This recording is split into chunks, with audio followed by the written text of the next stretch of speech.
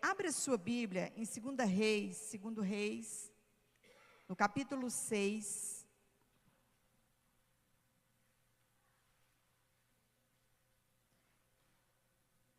Segunda Reis, capítulo 6. Vamos ler do versículo 1 até o 6.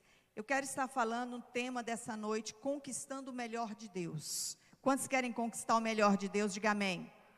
Então, quero estar falando sobre isso aí para vocês nessa noite, compartilhando vocês essa palavra que o Senhor ministrou no meu coração e eu quero estar repassando para você.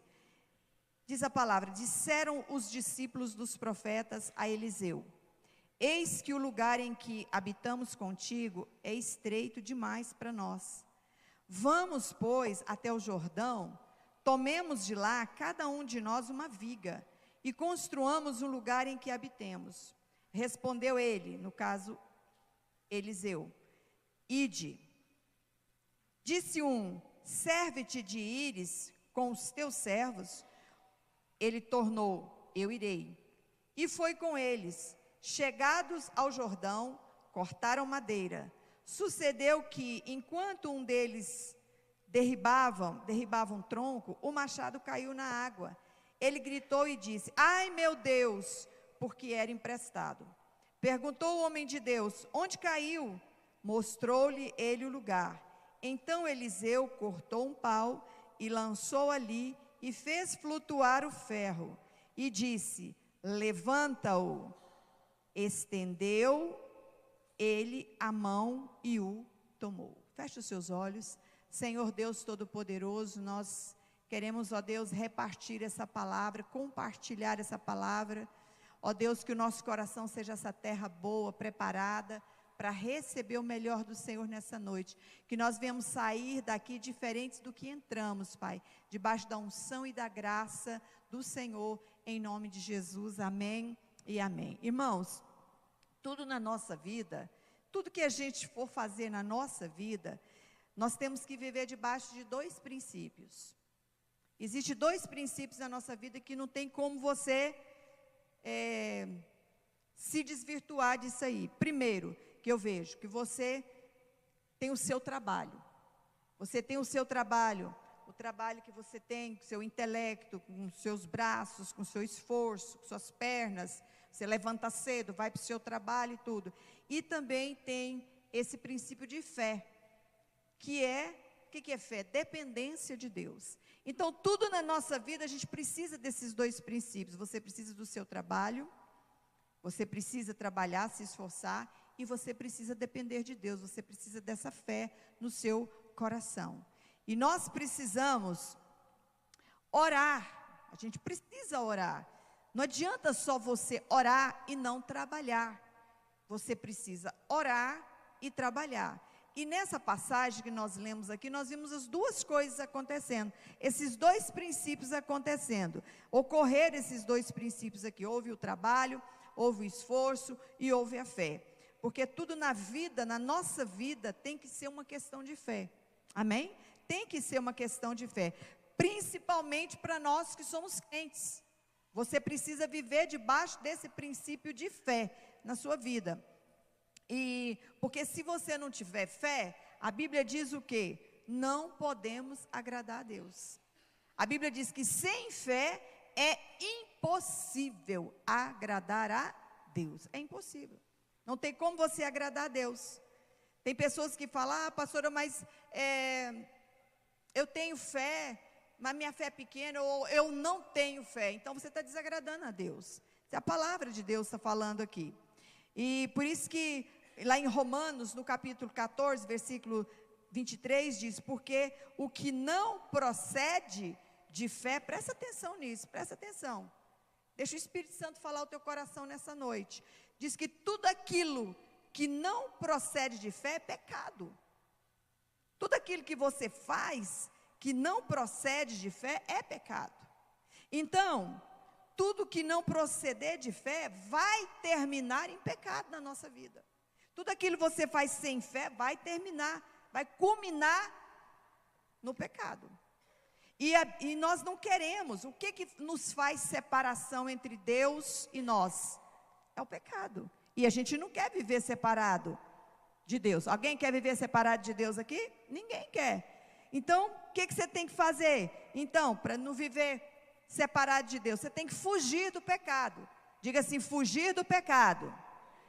Você tem que fugir do pecado. Porque, irmãos, presta atenção, o pecado, ele vai vir atrás de você, ele vai vir atrás de nós.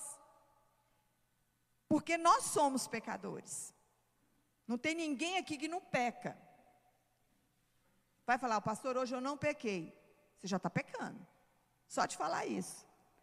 Mas não tem como, né? Agora, o que nós podemos fazer para não desagradar a Deus? Nós não nos entregamos ao pecado. Você não se entrega ao pecado. Por isso que nós temos que sempre viver em arrependimento diante dos nossos pecados. Por isso que a nossa oração primeiro é o que é? Senhor, me perdoa os meus pecados, estou arrependido. Senhor, tira esse peso, porque o negócio do diabo é colocar esse peso de culpa em nós. Mas Jesus já levou toda a culpa. O que nós temos que fazer é não nos entregarmos ao pecado. Mas se eu tenho essa fé, eu tenho esse trabalho na minha vida, se eu creio, eu tenho certeza que o melhor de Deus está por vir. Amém? Se você tem essa combinação, pode ter certeza que o melhor de Deus está por vir. Que dias melhores virão. Quantos creem nisso? Diga amém. A gente tem que crer nisso, irmãos. Às vezes a gente vê lá, irmãos, eu não assisto jornal, eu não assisto Globo. Irmão, sai fora. Sai desses trem que você só traz, é cilada. Só para matar a sua fé. Ali você não vai pensar nunca no melhor de Deus na sua vida. E a gente não vive dessas más notícias, né? A Bíblia diz que aquele que teme o Senhor, ele não se atemoriza das más notícias. Por quê? Porque ele tem fé. Ele crê no Deus que ele serve. Então nós temos que crer sempre que o melhor de Deus está por vir. Não é o pior. Tem gente que só fica esperando o pior. Você conhece alguém assim? Que só fica esperando o pior? Que se tiver alguém, me avisa. Me avisa que eu quero estar bem longe dessa pessoa. Quero estar distante. Só tem o pior, só pensa o pior, só pensa a tragédia, só pensa... Não, irmãos, a gente tem que pensar o melhor de Deus na nossa vida. Amém? Você precisa disso, porque a gente crê, porque você tem que crer sempre que o melhor de Deus está por vir. Amém? Por quê? Porque nós somos... Por que eu sei? Por que eu sei que o melhor de Deus está por vir? Às vezes a gente só coloca esse melhor de Deus está por vir nessa esfera terrena, momentânea que nós estamos vivendo. E quando a gente fala o melhor de Deus está por vir, fala de um povo que tem o quê? Uma perspectiva, uma expectativa de eterno, de eternidade, que somos nós. O melhor de Deus está por vir para nós. Você está entendendo? Então nós somos um povo, presta atenção, olha como o melhor de Deus está por vir. Nós fazemos parte de um povo que nunca vai morrer. Aleluia! Então o melhor de Deus está por vir. Não está o pior não. Apesar que nós vivemos em meio a um povo que nunca vai viver também. Que nunca vai vivenciar essa eternidade, esse porvir. Mas você não faz parte desse povo. Você faz parte do povo que tem a eternidade, que nunca vai morrer. Amém? Glória a Deus. Você pode dar um forte aplauso a Jesus? Aleluia. Glória a Deus. Amém, amém, aleluia. Lá em sabe por quê, irmãos? 1 Coríntios capítulo 2, versículo 9. Olha essa palavra, tanto que ela é poderosa. Essa palavra ela é tão tremenda, irmão, porque diz assim: nem olhos viram, nem ouvidos ouviram, nem mente nenhuma imaginou o que Deus preparou para aqueles que o amam. Quem ama a Deus aqui, diga amém. Se você ama a Deus, irmão, olha, que tremendo. Deus está preparando algo que os nossos olhos nunca viu, nossos ouvidos nunca ouviu, a nossa mente nunca imaginou. Então se você ama a Deus, agora aqueles que não amam a Deus, pode ter certeza que o pior está por vir mesmo. Mas quem ama o Senhor, você pode crer, como diz o salmista, que você é como a luz da aurora, que vai brilhando dia após dia, até ser dia perfeito. Você tem essa convicção. Por isso que o apóstolo Paulo, em Efésios capítulo 3, lá no versículo 20, ele diz que o Senhor, Ele é capaz de fazer infinitamente mais do que aquilo que nós pedimos ou pensamos, de acordo com o seu poder que opera, que atua em nós. Amém? Olha que tremendo, irmão, palavra poderosa. Você pegou essa palavra para sua vida? Pega essa palavra para a tua vida, porque Deus, olha, Ele já faz coisa. Você está pedindo uma coisa, Deus está fazendo coisa infinitamente mais lá na frente. Por isso que você se surpreende. Você fala, mas eu só pedi isso, e Deus me deu esse tantão, porque Ele prepara infinitamente mais, de acordo com o seu poder, de acordo com a sua vontade. Por isso Jesus diz que aquele que crê em mim, fará obras maiores, fará muitas obras maiores. Agora a nossa mente, presta atenção, a nossa mente ela precisa ser programada para isso aqui. Porque, entenda uma coisa, irmãos, não são os seus pés, as suas mãos que te conduzem. Não é ali o seu corpo que vai te conduzir, mas é a tua mente que te conduz. É a sua mente. É a sua mente que dá ordem para as suas mãos, para os seus pés, é a sua mente. Eu levanto de manhã, aí a minha mente fala, tem que levantar, andar, pegar o ônibus, pegar lá o carro, ir lá para o meu trabalho, trabalhar, fazer isso, tudo. É a sua mente. Então, o jeito como a sua mente funciona, é exatamente aquilo que você é. Então, quando você declara aquilo que você crê, quando você abre a sua boca e declara algo que você acredita ser, aquilo está declarando quem você é. Se você declara uma coisa ruim, negativa, está dizendo quem você é. Você é uma pessoa negativa, uma pessoa ruim, uma pessoa pessimista, uma pessoa que não acredita no milagre de Deus, não acredita na transformação de uma vida. Está falando. Então tem pessoas que elas não alcançam nada, porque a derrota dela começou já na sua mente, da sua forma de pensar. Ele já começa pensando tudo negativo. Eu não vou conseguir me livrar nunca desse pecado. Eu peco isso toda a vida. Desde que eu entendo por gente, esse pecado tornou um hábito na minha vida. Eu não consigo largar essa maneira de pensar, de pecar. Olha, eu não me liberto desse ambiente de prisão emocional que eu vivo. É a mente. Então, eu não consigo. Quando eu vejo, eu estou lá de novo, naquele ambiente de aprisionamento mental, emocional. Eu vivo disso aqui. Não, eu não vou passar naquela prova, porque quando ele vê lá a fila de gente lá, fala, não, mas tanto de gente aqui, justo eu não vou passar na OAB nunca, eu nunca vou tirar minha CNH, eu nunca vou passar por esse concurso, eu vou fazer esse concurso aqui, eu vou fazer até esse curso, me preparar, mas tem muito concorrente, e eu não estou capacitado para isso não. Ele já é um derrotado, eu não preciso nem de fazer, porque ele não vai passar. Por isso que tem gente que quando vai passar, ele pega e fala assim, você passou, ele diz, não acredito. Ele passou, mas mesmo ele passando, ele fala que não acredita. Não acredito numa coisa, eu não acreditei. Você é incrédulo, mesmo você vendo seu nome lá, você está falando, eu não acreditei. Pastora, mas foi um sentido de admiração. Não, mas não é incredulidade, porque nem você estava acreditando em você mesmo. É uma derrota. Então como é que você vai ter uma mente conquistadora? Dessa forma. Então, uma derrota, ela começa na mente. Então, hoje, você vai virar essa chave, deixar essa mente de derrota e ter uma mente de vitorioso. Amém? Você recebe? uma mente vitoriosa, uma mente que acredita, que crê, porque Deus, presta atenção, Deus, irmãos, Ele não faz acepção de pessoas.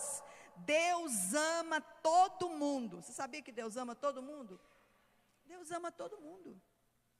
Mas Deus faz acepção de atitude. Eu ouvi um pastor falar isso, eu achei tremendo. Deus faz acepção de atitude. Ele não faz acepção de pessoa. Ele ama todos, mas Ele faz acepção de atitude. Porque eu lembro de Zaqueu. Zaqueu, quando ele subiu naquela árvore, irmão, ele subiu ali para aparecer? Não. Zaqueu, ele não subiu naquela árvore, não foi para aparecer. Zaqueu, ele subiu ali movido de fé. Ele tinha uma limitação. Qual era essa limitação? Eu acho que ele era do meu tamanho, 1,55 m. Pequenininho, do meu tamanho. Aí ele estava tentando, cadê Jesus? Cadê Jesus? Cadê Jesus? Mas não dava, né? Tinha uns Denis lá na frente. Meu Deus, que tanto de Denis aqui na frente. Um tanto de Denis lá na frente, não dava. E ele ficava, o que eu vou fazer para ver Jesus? Ele olhou aquela árvore, é aqui que vai ser. A maneira que eu vou encontrar para ver Jesus. Então ele foi movido por fé. Ali ele moveu por quê? Por fé e por trabalho. Ele precisou trabalhar. Ele precisou se mover. Tem coisas que a gente ora e não se move, não trabalha para acontecer. A gente precisa, irmão. A gente precisa agir por fé, mas a gente tem que trabalhar. A fé de Zaqueu fez ele superar aquele obstáculo que ele tinha. Amém? Porque os nossos milagres, irmãos, porque Zaqueu, ele sabia, eu preciso falar com Jesus, eu preciso conhecer esse homem, eu tenho uma necessidade, eu preciso estar lá. Sabe por quê? Porque ele tinha certeza. Irmãos, nós precisamos de fé. Porque você precisa o quê? Os nossos milagres, eles só vão ser conquistados quando nós estivermos em um relacionamento com Deus. Por que nós não temos milagre na nossa vida? Você não tem um relacionamento com Deus. Você tem um relacionamento com tantas outras coisas, mas com Deus você tem essa dificuldade. Você tem esse tabu, esse obstáculo de achar que Deus é distante, de achar que Deus, Ele precisa de ver você tão perfeito, porque Deus é perfeito, e Ele olha para mim, você olha para você, fala, tanta imperfeição, não tem condição de ter um relacionamento com esse ser. Mas você tem que entender que Deus, Ele é um Deus relacional, Deus é Pai. Amém? Quantos aqui tem pai? Já teve pai? O seu pai, quando te formou, às vezes ele poderia ser a pessoa mais certinha, mas às vezes você não é igual a ele. Mas ele nunca deixou de ser seu pai, ele nunca deixou de te amar. Quantas vezes os nossos filhos fazem coisa errada? Aí você fala assim, não, joga fora, larga de mão, mas é porque não é teu filho. Mas o pai não faz isso. O pai verdadeiro ele não faz, porque ele ama. E Deus, ele é o nosso pai. Quantos aqui são filhos de Deus? Diga amém. Ele olha você, aí o diabo fala, você não vale nada, você não presta, olha como é que você é, e tá. Mas Deus fala, vem a mim meu filho, filho meu, dá-me o teu coração, vem aqui, deixa eu te abraçar, deixa eu tirar esses carrapichos da sua vida. Deus, ele te acolhe, porque ele é um pai amoroso, ele é um pai que está ali sempre presente. Agora, se você não tem esse relacionamento com Deus, você vai viver pedindo para Deus algo que você acha que é melhor para você. Quando você não tem esse relacionamento com Deus, você começa a se relacionar com esse Deus e começa a pedir para esse Deus o melhor para você. Sendo que muitas vezes nós estamos errados. Aquilo que nós estamos pedindo, que achamos que é o melhor para nós.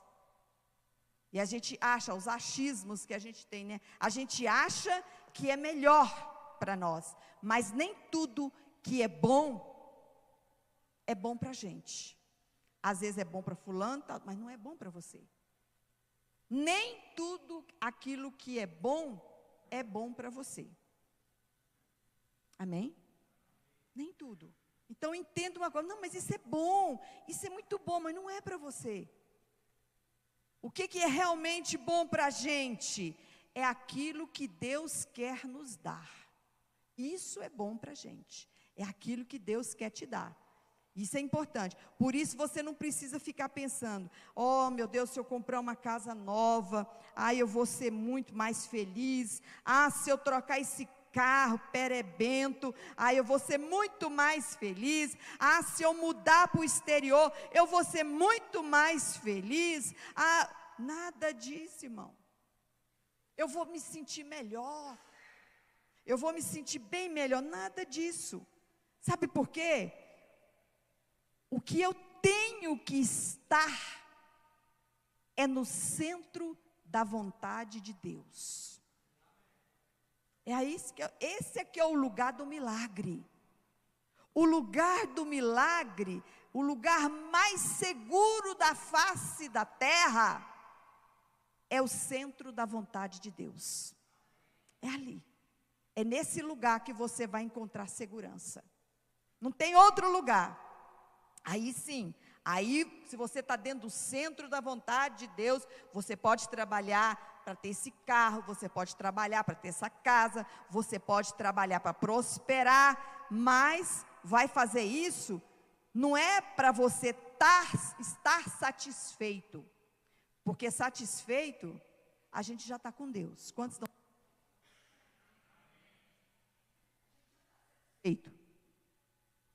Porque dias melhores virão. E nesse texto aqui de Reis, nós vamos tirar alguns princípios. Eu quero falar bem rapidamente aqui, para a gente estar orando.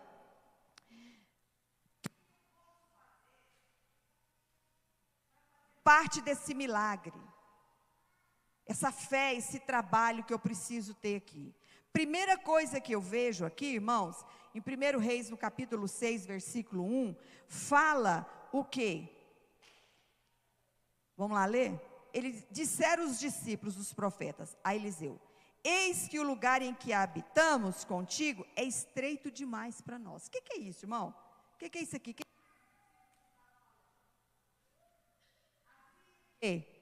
Um descontentamento. Eles não estavam contentes, eles estavam um pouco aborrecidos. Mas só que esse aborrecimento não era porque eles eram ranzinhos, enjoados, não. Esse aborrecimento, esse descontentamento era santo. Era algo santo, da parte de Deus. Está entendendo? Os discípulos não estavam contentes, porque o lugar estava pequeno demais. Irmão, a gente não pode estar contente de saber que tem uma cadeira vazia aqui nessa igreja. Você tem que ter esse descontentamento santo. Mas para isso você precisa de quê? De trabalho e de fé. Você não pode estar contente. Eles não estavam contentes porque o lugar lá estava pequeno demais. Eu lembro quando nós começamos ali na igrejinha ali, e aí encheu a igreja, e a gente teve que fazer 2 cultos, e aí, como sempre Samuel falou, que é um princípio que ele aprendeu, de ter um cartão só, e de fazer aquilo que não dá um passo além das pernas, para endividar a igreja, porque hoje você dizima, amanhã você não dizima, porque a igreja não é firma. E aí ele sabia disso, e aí o que ele fazia? Ele falou, vamos juntar.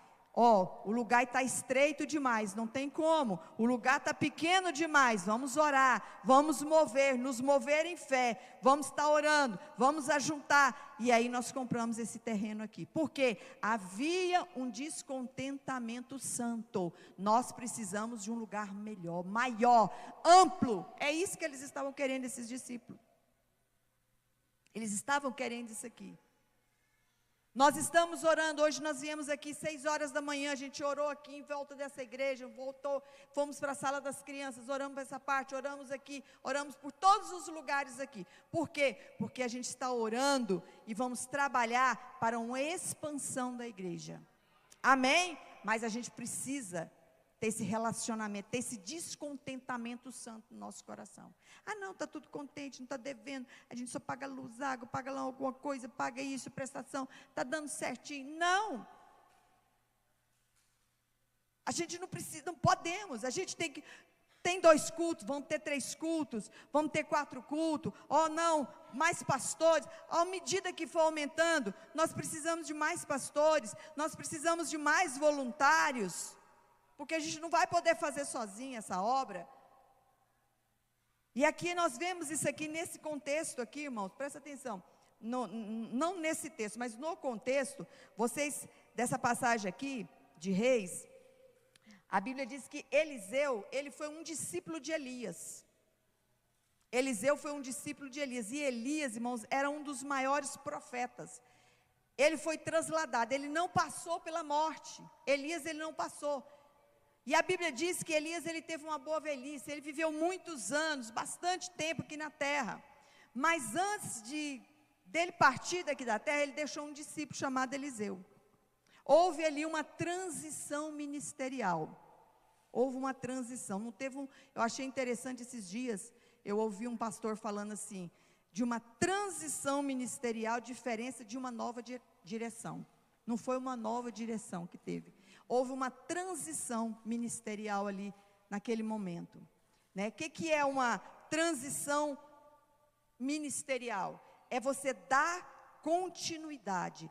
É a continuação de um legado, é isso que está acontecendo aqui. Houve uma transição ministerial, quando o pastor Josmar partiu, aí o que houve? Houve uma transição, houve uma continuação do legado do pastor Josmar. Quantos entenderam, diga amém.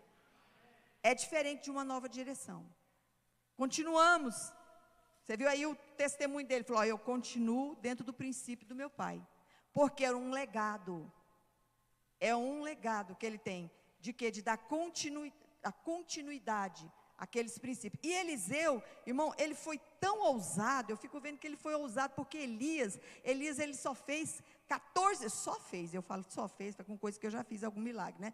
14 milagres, e Eliseu fez 28, dobro, olha que ousado que ele era. Então Eliseu foi tremendamente ali. Por que Eliseu fez isso aí? Porque ele estava o quê? Dentro, no lugar do centro da vontade de Deus, no lugar seguro, no centro da vontade de Deus. E ele servia Elias, a Bíblia diz que Eliseu servia Elias. Se Elias ia para o Jordão, Eliseu estava. Se Elias ia para Samaria, Eliseu estava. Onde estava Elias, estava Eliseu. Agora, na hora que Elias foi para o céu, ele pede o quê? Porção dobrada do espírito de Elias. Ele diz, essa coisa aí eu não sei o que vai dar não. Por que ele queria isso aqui? Era uma herança. Herança de uma unção profética. Ele queria essa unção profética. E Eliseu recebeu, sabe por quê? Porque Elias disse assim, olha, eu só vou te dar um requisito aqui para você receber essa unção profética aqui. Sabe o que é? Se você vê, na hora que for me levar, você vai receber. Agora, se você não vê, você não vai receber. E Eliseu, ele viu. Ele teve olhos espirituais e pôde ver Eliseu. Tanto que ele falou, pai, meu pai, né? Ele, naquele momento ali, recebeu algo. E aqui nós vemos algo que é normal. Que é normal o filho se parecer com o pai. Eliseu se parecia. Da mesma maneira que Eliseu parecia com seu pai espiritual. Nós vemos que Eliseu, ele abriu o quê? Uma escola de profetas. Isso aqui era uma escola de profeta, era tipo um seminário. Eliseu abriu isso aqui e tinha muitos discípulos. Tinha vários discípulos ali. E aqui nós vemos que ele gerou esses discípulos nessa mesma unção. Na mesma unção que Elias gerou Eliseu, Eliseu gerou aqueles discípulos também. Irmãos, presta atenção, você deve parecer com o seu pastor. E olha que parecer com esse pastor aí é de boa, viu? É bonito. Não é porque é meu filho não, gente, mas... Não é, né? Parecer com o seu pastor, não vou falar fisicamente, que é impossível, né? Ser mais bonito que ele. Mas você pode, né? Elegância, né? Na voz, querer ser igual ao seu pastor. É muito importante, né? Você imitar a fé dele. Não imita os erros, porque ele tem erros também, assim como eu tenho. Não imita os nossos erros, porque você vai se dar mal. Tá certo? Imita os nossos acertos. Amém? Vai imitando os nossos acertos. Assim Eliseu fez. Acho que foi domingo passado, Samuel falou, né, que teve uma enquete lá falando dos pastores, né? Qual pastor que você admira e tal? Aí todo mundo colocou lá tantos pastores. Aí falou assim, e o seu pastor? Aí todo mundo começou a colocar lá, fulano, botar o nome dos pastorzinhos deles, né? Porque dessa hora, não está lá o grandão lá para te dar o braço, te dar a mão, te ajudar, né? Ele falou isso a semana passada, eu lembrei agora. Então, nós vemos que Eliseu, ele já estava aqui no final da vida, irmão. Eliseu já estava velho. Irmãos, presta atenção, a gente vai envelhecendo. A vida é feita de estações. Pastor Josmar, ele passou aqui um tempo conosco, a estação dele foi. Nós estamos vivendo essa estação agora, só que a gente não vai viver na eternidade. Eliseu, ele teve um ministério, né? Ainda estava idoso, mas ele já estava encerrando esse ministério dele aqui. E então, quer dizer, eu penso, né, que ele já estava realizado. Eu lembro que antes do pastor falecer, ele falava assim para mim, bem, ele estava querendo fazer uma transição. Ele falou, vou fazer uma transição ministerial, porque eu acho que eu já fiz o que tinha que fazer. Eu falei, bem, mas você é muito novo, você tem 64 anos. Ele, não, mas a gente já tem que preparar, porque já estamos chegando na reta final, né? Eu concluí tudo que tinha que concluir, já construí, já viajei, já fiz missões, já abri igreja, já fiz tanta coisa. Irmão, pastor Josmar até, ele rejeitou o tipo de apóstolo. Uma vez alguém falou assim, pastor Josmar, nós vamos te consagrar apóstolo. Não tem nada a ver contra. Mas ele falou, não, eu não quero essa palavra, não quero esse título para mim, não. Deixa eu como pastor, está muito bom, já está pesado demais esse trem para mim. Então, deixa só eu com o título de pastor mesmo. Mas eu estava realizado. E eu creio que Eliseu também era profeta, ele não era mais esse apóstolo, ele não estava mais interessado em comprar terreno, em construir parede, em destruir parede. Não, ele não estava mais. Mas um dos seus discípulos disse para quê? Eliseu, esse lugar está pequeno. O que Eliseu falou? Vai, ide, vai lá, pode ir. Pode fazer. É um descontentamento que eles estavam. Eles queriam alcançar um nível maior, mais alto. Amém? Igual eu creio que vai ter muitos desafios, que alguns discípulos vão chegar no pastor Samuel, vai chegar em mim, vai chegar na pastora Alice, e vai falar o quê? Eu estou com um alvo assim, porque eles estão querendo um nível maior. E isso é bom. É um descontentamento santo. Quantos estão entendendo? Diga amém. Está entendendo? Você, né, se alguém está satisfeito, você está satisfeito. Às vezes a gente nunca pode estar satisfeito onde a gente está, né? Ele estava ali, Eliseu estava. A gente está satisfeito com a salvação em Deus. Você tem que estar sempre satisfeito. Eu estou satisfeito, mas às vezes a gente não está satisfeito com a nossa posição, às vezes. Amém? Porque nada vai mudar se você ficar acomodado. Se aqueles discípulos não fizessem aquele desafio para Eliseu, eles ficavam ali no aperto. E aquilo ia gerar até murmuração, porque ia falar, não, está muito apertado aqui, o Eliseu não faz nada, Eliseu não se manca, acho que Eliseu não está mais abençoado do jeito que ele era, não, porque não está vendo a nossa situação aqui, não. Mas aquele descontentamento tinha que vir deles mesmo, amém? Então não podia ficar esperando. Por isso que você precisa, o que é? Não viver acomodado. Não viva acomodado. Não é porque nós acomodamos, ficamos acomodados, está tudo bem. Não, a gente tem que sempre alcançar o ótimo. Está tudo bom, mas vamos alcançar o ótimo? Tá bom, Tá, mas vamos alcançar o ótimo, vamos alcançar outro melhor. Amém? Aparecida de Goiânia está crescendo, a igreja tem que crescer também. Amém? A igreja tem que crescer. Vai lá no censo, lá no IBGE, vê quanto que cresceu a Aparecida de Goiânia. A igreja tem que crescer também. Amém? Porque se não tiver crescimento aqui, não estou falando de crescimento quando eu falo, irmão, pegar gente incrédula, não é encher, transferir de igreja para igreja, outra igreja, não, isso aí é inchaço. Eu falo o que é? Eu falo é você ir lá, pegar o drogado, a prostituta, o adúltero, o casal que está separando, que não conhece Jesus, o idólatra, o macumbeiro, o feiticeiro, e trazer ele para os pés de Jesus. Amém? Isso é evangelismo. Resgatar essas pessoas. Então você precisa, não pode ser, a gente precisa estar incomodado, não acomodado, não desistir. Tem pessoas que já desistem, irmão. Desistir nunca é uma opção para a nossa vida. Já desisti. Irmão, se eu fosse desistir, eu já não estaria nem aqui. Eu nem estaria aqui mais. Desistir não é uma opção.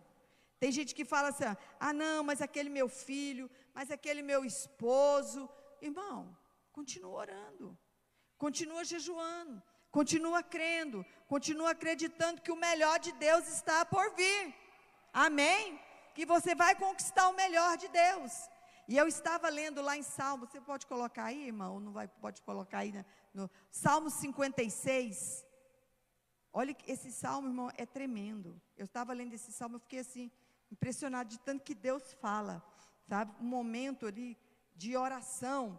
Esse Salmo 56, acho que o versículo 8, tem aí? Dá para colocar aí?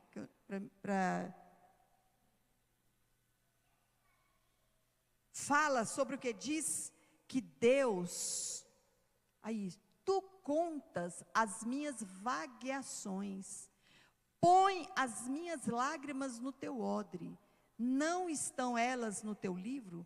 Tu contas as minhas vagueações, põe as minhas lágrimas. Irmão, olha que tremendo, diz aqui que Deus, deixa aí, que Deus, Ele vê as tuas lágrimas. Sabe aquele choro, você está chorando ali, ninguém está vendo, mas Deus está vendo. Deus está vendo as suas lágrimas. Só que essas lágrimas aqui, a Bíblia diz que Deus transforma essas lágrimas em vinho. Por quê? Pastora, por quê? Porque falou assim, põe as minhas lágrimas no teu odre. Odre é lugar de quê? De lágrima? Não, odre é um recipiente para colocar vinho.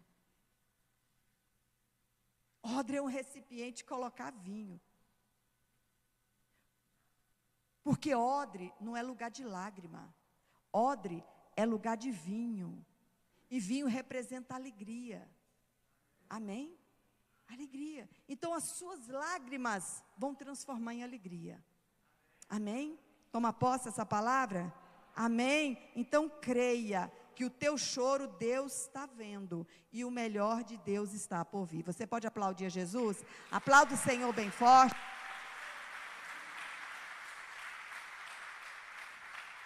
Deus.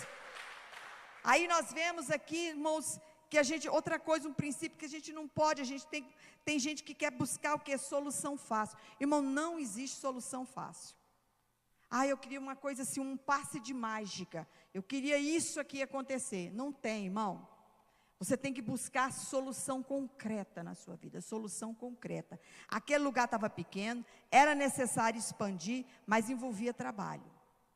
Cada um de nós precisamos entender que nós somos responsáveis para orar e para trabalhar. A gente está orando e trabalhando também. Eliseu disse assim, podem ir, vão. Uma resposta boa, né? Vai, pode fazer. Estou querendo fazer uma trilha. Vai fazer uma trilha. Teve a trilha hoje, né? Amém. Perguntou para a pastora Leni. Pastora Leni, tem trilha? Vamos. Falei, vamos, tem trilha. Vai, ide. Vai, né? Mas deixa eu aqui. Porque eu vou viajar essa semana. Eu falei, gente, melhor não mexer com aquilo que está quieto. Está tudo muito bem aqui. De repente, né? Dá uma travada, não dá. mas a próxima a gente vai, né? Não sei qual próxima, mas uma próxima a gente vai. Então, foi um desafio. Só que eles falaram, mas a gente não quer ir sozinho, vai com a gente. Ele falou, eu vou com vocês. Ele foi. Então, nós temos que, essas iniciativas aqui, você precisa dessa estratégia. Nós precisamos ir, eles tinham que ir, e eles tinham que cortar a árvore, para depois construir aquele lugar. Você viu? Eles foram, cortaram e construíram. O corte ali era uma estratégia, precisa de estratégia. A gente tem que se envolver, eles se envolveram. O reino de Deus, presta atenção, o reino de Deus não é conquistado com a preguiça. Por isso que a Bíblia diz o quê? Vai ter com as formigas, ó preguiçoso. Preguiçoso, irmão, não tem vez no reino de Deus. A gente precisa trabalhar. Não é comodismo, é um trabalho. Então, há um trabalho aqui. A gente precisa, irmão, a gente precisa entender, há um trabalho, a igreja é um corpo precisa de trabalho. Irmão, nós estamos aqui com um corpo, nós temos aqui uma rede kids, a gente tem aqui rede de mulheres, a gente tem aqui rede de homens, a gente tem uma equipe de diácono, de voluntariado. A gente precisa sair desse comodismo. A gente começa muito bem, é igual uma corrida. Vamos fazer aqui. Lembro tanto de diácono, tanto de obreiro, tinha ali, fazia uma lista ali, de repente todo mundo, chegava a topar de tanta gente. Aí começa o quê? A preguiça. Aí a preguiça, vem hoje não vou. Fulano vai. Você já viu essa história? Não vou não, porque eu sei que fulano vai, ele me substitui. Acomodação.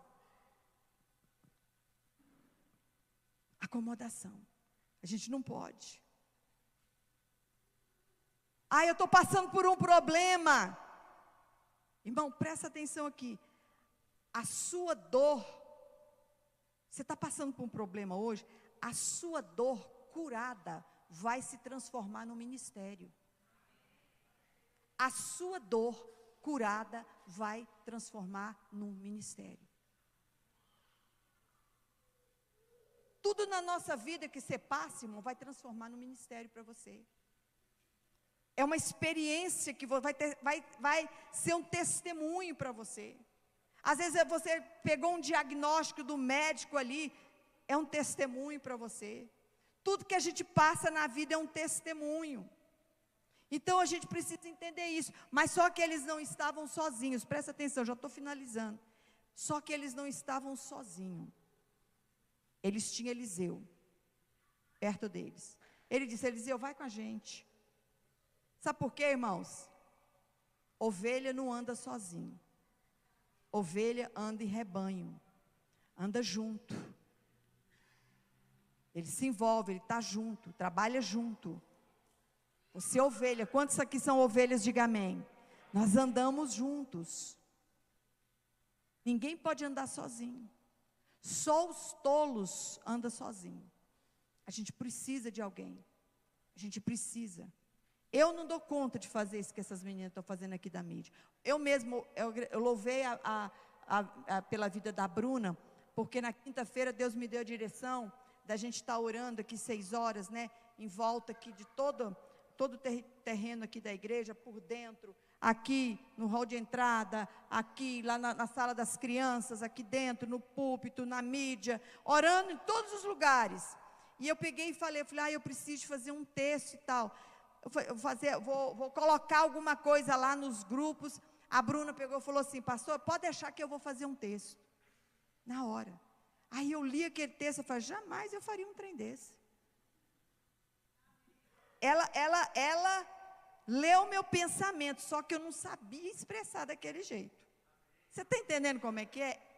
Se completa. Agora, às vezes a gente fala alguma coisa aqui com a mídia, eu falo, olha, você tem que fazer assim, faz assado. Aí eu vejo, ela entendeu. Às vezes não capta tudo não, mas quando capta bem. Você está entendendo? Não pode andar sozinho. Eles estavam juntos ali. Eles pediram primeiro a autorização de Eliseu. Eliseu disse, vai, pode ir. Não, mas a gente quer que você vá junto.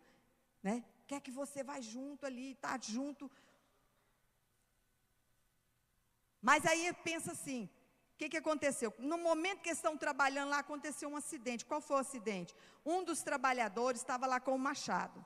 E o machado cai no fundo do Jordão. Irmãos, eu já fui no Jordão. O Jordão é pura lama lá embaixo. Imagina um machado cair lá no fundo. Acabou. E aí ele diz, ai meu Senhor, caiu o machado. E ele era emprestado. Eu estava vendo aqui no rodapé da minha Bíblia, falando que nessa época aqui, irmãos, um machado, hoje a gente fala, nossa, Deus, machado. Sabe que eu até pesquisei quanto custava um machado, hoje, na nossa realidade? É no máximo R$150. Mas acho que lá a escola dos profetas não tinha essa pessoa que tinha machado. Com certeza, esse discípulo aqui conhecia alguém que tinha um machado e pediu emprestado para esse machado. Só que esse machado era de alta tecnologia, coisa assim de último, estava surgindo ali. Esse acontecimento aqui, irmãos, eu acho que foi uns 800 anos antes de Cristo. Então estava descobrindo ferro, bronze, aquela coisa. Então era uma peça valiosa. E aí ele pensou, poxa vida, e agora? O que vai acontecer? Que agora caiu aqui, o que eu vou fazer? Aí eles estavam lá descabelando. Você sabe como é que é jovem? Quando o treino dá certo para eles ficam, cara, não deu certo, e agora? Acabou. Eliseu não vai chamar nós mais para fazer. Pronto. Né, os jovens é tudo assim, né, da mesma intensidade que eles estão lá em cima, eles descem também até lá para a lama. Então ele estava desesperado lá, o que tinha que fazer? E Eliseu estava para trás, porque Eliseu estava idoso, irmão. Idoso não acompanha. Ele não acompanha. Não tem aquele pique, mas ele chegou lá. Mas quando ele chegou lá, ele resolveu o problema. Ele disse, onde é que é o lugar? Me fala o lugar que caiu. Caiu aqui, profeta, caiu aqui. E Eliseu fez aquela oração, e aí flutuou. Eu fiquei pensando, por que esse machado, já que esse peso todo saiu de lá, por que ele não veio e já pulou no pé do Eliseu? Né? Podia ter feito isso, mas não, sabe por quê? O que eu falei? Os 2 princípios que a gente precisa na nossa vida, para você ser um conquistador, ter dias melhores, você precisa de ter fé e trabalho. Ele teve fé, subiu, mas tinha um trabalho. Aí o que Eliseu fez? Eliseu pegou ali um pau, pegou uma vara, e a Bíblia diz que ele esticou. Tenta esticar, irmão. Estica-se muito mesmo. Estica seu braço aí, mas estica de verdade. Dói, irmão. Não sei, porque o meu braço doeu. Esticou de verdade. Trabalho. Esforço. E ele esticou e pegou aquilo ali. Irmãos, presta atenção uma coisa aqui. Às vezes você pensa assim, poxa, eu já estou tanto tempo na igreja, né? Os meus cabelos estão brancos. Tem gente aqui que já não tem mais cabelo branco. Graças a Deus a gente tem as nossas tintas, né, irmão? Aleluia. Mas estão aí, os cabelos brancos estão aí. Estão camuflados, mas está, né? A gente camufla, mas está aí. Eu fico vendo, né, as rugas, né, não tem. Aí eu achei interessante uma frase do pastor Carlito, que ele fala assim, né? No final da pista que o avião decola. É no final da pista que o avião decola. Você está entendendo como é que é? Ah, eu estou com a cabeça branca.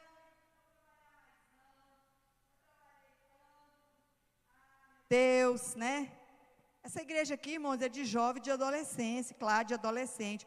Mas essa igreja, Comunidade Catedral Batista, Comunidade Batista Jardim Monte Serrar, é uma igreja família. Ai, não, aqui tem muito jovem, tem muito adolescente e tal. Mas aqui é uma igreja família. E se é uma igreja família, tem lugar para todo mundo. Amém? Tem lugar para todo mundo. Tem lugar para os Eliseus de cabecinha branca. Tem lugar para as Eliséias de cabelinho branco. Amém? Para trabalhar. Você não foi arrebatado ainda não. Irmão, você recebeu, você que é idoso aí. Não tem ninguém idoso, irmão. Se falar essa palavra idoso, eu já fico contrariado, porque já entrei nessa fase, né? Já sou idosa, irmão, eu já sou idosa. Já sou idosa. Mas se um jovem me chamar, eu vou. E olha, vocês se preparam que vocês são jovens, sabe por quê? Eu vou numa conferência de jovens chamada Eleve, lá em São José dos Campos. Vocês se cuidem. A pastora está indo numa rede, numa jovem, num congresso de jovem. Imagina como é que eu vou chegar. Por isso que eu não fui na trilha. Já estou guardando energia. Tá bom?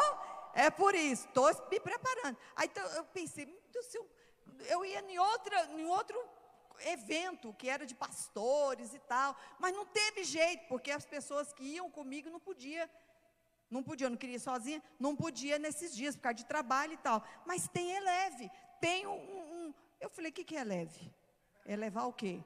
Eleve é de jovem. Eu falei, pois me ponha lá nesse Eleve.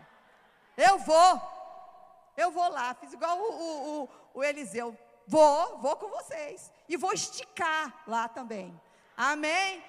Fazer milagres, porque o melhor de Deus está por vir. Você crê nisso? Diga amém. Então vocês jovens se preparam. Talvez vocês não consigam me alcançar. Amém? Olha lá, eu sou mulher de fé. E eu tenho certeza. Imprevisto pode acontecer? Pode acontecer. Pode acontecer. Mas isso não vai te deixar para baixo. Amém? Isso não vai te eliminar. Eu quero que você se coloque de pé. Nós vamos orar hoje para Deus te dar uma visão, uma unção profética.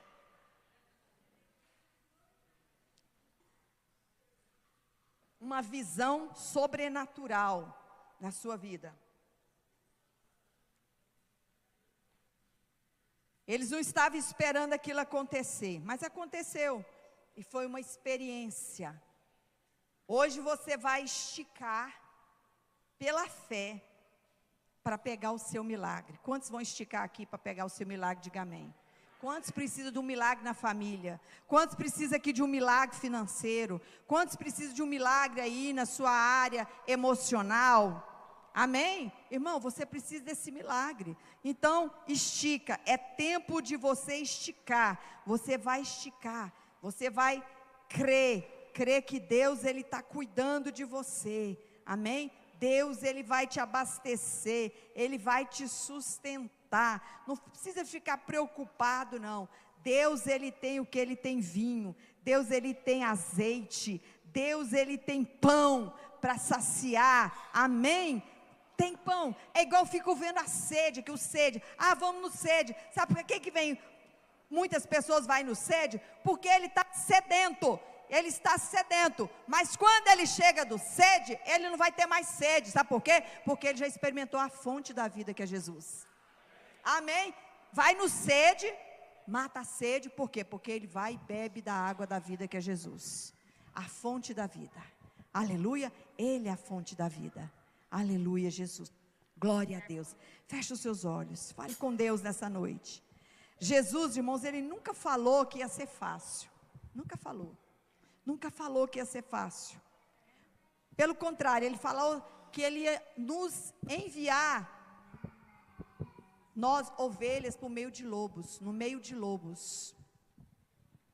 Jesus nunca falou que ia te levar no lugar de cordeirinho, para ficar com cordeirinho, não, com o lobo, mas Jesus garantiu, lá em Mateus 28, que Ele estaria conosco, Ele estaria com você, você não está sozinho, você não está sozinho, aleluia. Então receba o vinho de Deus, que alegra o coração de Deus.